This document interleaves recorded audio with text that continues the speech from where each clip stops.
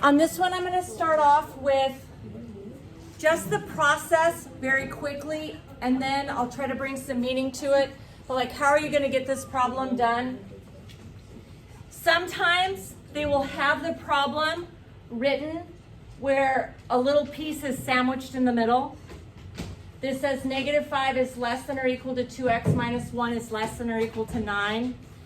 This one here again, see how we have something sandwiched in the middle? If you see it sandwiched in the middle, what you want to do is cover up one side, and you're going to write this side down, and then you're going to cover up this side, and you're going to write this side down. And that gives you two separate inequalities to solve. The other thing that you have to be mindful is whether or not it's an and problem or an or problem. The significance of and versus or, if it is an or problem, then the number is going to make at least one of those true. One of those little inequalities you write down true. And if it's an and, then it's going to make both true. Okay, but let's just process only here. I write this down. I separate them. Because the original symbol, if it sounds like this, when I open it up, it does not make an L. So it's not a less than, it's a greater than. So think about like what that sounds like. Greater, greater. The greater, this one's going to be an or problem. So anytime the originals have greater than or equal to, it's an or problem. Okay, then I'm covering this up. I'm going to write that down. I'm going to cover up this side here, and I'm going to write this down. I have two separate inequalities to solve. Getting the x by itself.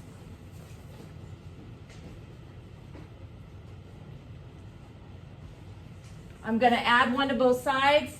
I'll have -4 on the left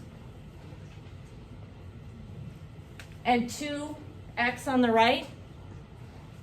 Then I'm going to get rid of multiply by 2 by dividing by 2. So divide both sides by 2. -4 divided by 2 is -2. I am dividing by a positive number, so this is not flipping over, right? It only flips over if you multiply or divide by a negative. I prefer my variable on the left-hand side. You can leave it like this if you want to, but if you want your variable on the other side, you can flip-flop these, but then you're going to flip-flop this inequality symbol. So notice the alligator right now is eating the -2. So when I put the x on the left, it should still be eating the -2. Okay, so I rewrote this as x less than or equal to -2. Okay, so see how I just flip-flop those? So I turned the sign over. Okay, so I have this one here to solve. Let's get rid of -1. So I'm going to add 1. So I'm going to have 2x is greater than or equal to 10. Then I'm going to get rid of multiply by 2. So I'm going to divide both sides by 2. I'm dividing by a positive, so this is not flipping over. And 10 divided by 2 is 5. So I have x is greater than or equal to 5. Okay, quick recap so far is I noticed that the original symbols were greater than, so I immediately wrote or. I covered up this side and wrote -5 greater than or equal to 2x minus 1. And I covered up this side and wrote 2x minus 1 greater than or equal to 9. And I solved them both. Okay, now once I have them solved, again, just process, like how can I quickly get the answer? These are both underlined. So I'm going to go to my number line and I'm going to plot -2 and +5 with solid dots. If these were not underlined, then it would be an open dot.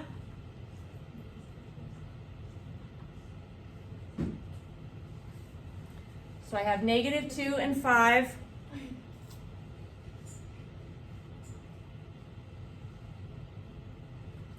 At -2, I'm putting a solid dot, and at 5, I'm putting a solid dot. And as a shortcut, I'm going to come back and explain why it's true, but as a shortcut, because this is an OR, chances are that your final graph are going to look like ORs. I had this silly picture up here of somebody paddling. Okay, your paddles, another word for paddle are ORs. So if you figured out that this was an OR problem, then your graph is likely going to go out like ORs. So this one here,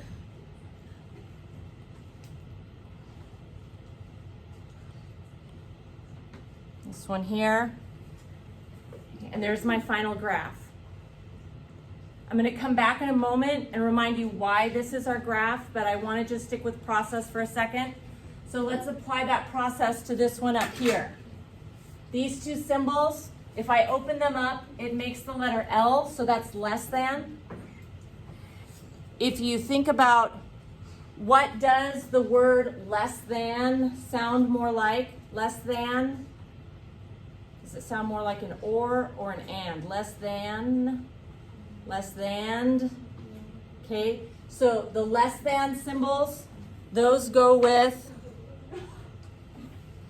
and. Okay, so step 1, decide, is it an or problem or an and problem? When they're both greater, it's or. If they're both less than, it's and. Then I'm going to cover up the less than 8 and write down the left-hand side.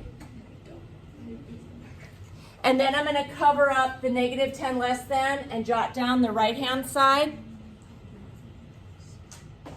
I have 2 separate inequalities to solve. So to solve this one, I'm going to subtract 2 to start getting x by itself.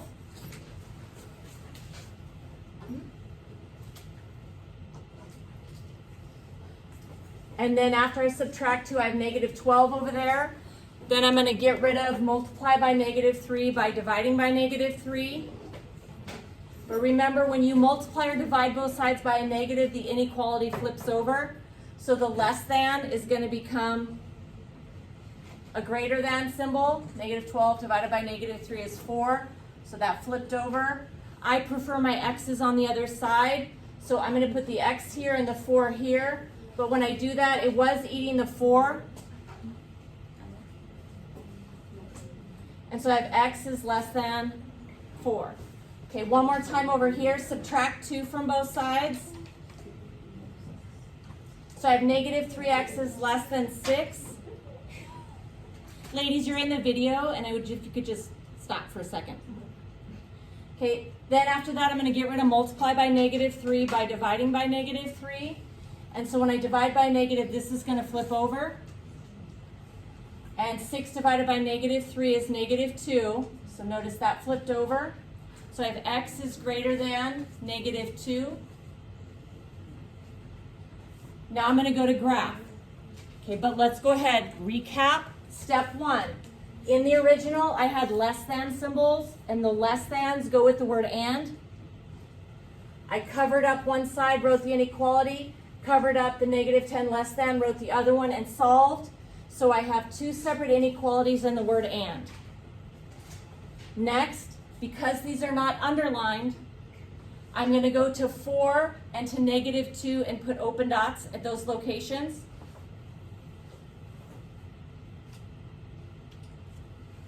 So I'm going to come in here and, I'm going to put an open dot at -2 and an open dot at 4. And using the shortcut, if it's an or, then likely the arrows are going out. And if it's an and, likely it's connecting up. So I know that this one is going to end up connecting up in the middle.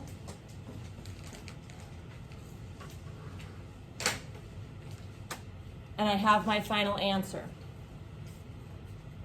Okay, couple extra things. In general, if you just decide if it's an and or an or, write your 2 separate inequalities, solve them, plot them based on open dot, closed dot, and ors go out and ands connect up, in general you're good. But there are some special cases I just want you to be aware of in the future, that a shortcut means it doesn't always work.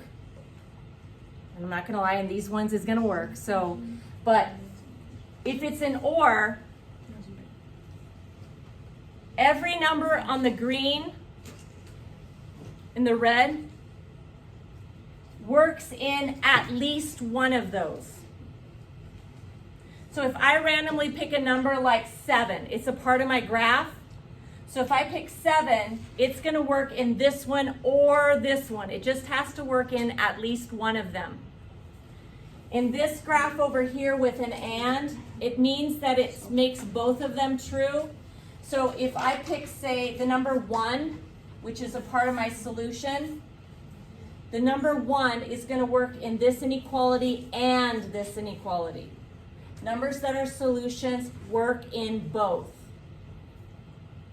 Numbers with an or work in at least one. And so if we had special cases involved, then you would actually pick a number to the left of -2, pick a number in between -2 and 5, and pick a number to the right of 5. And you would substitute them into both of these. And if the number worked in at least one of them, it's our solution. If it didn't work in either one, it would not be a part of our solution.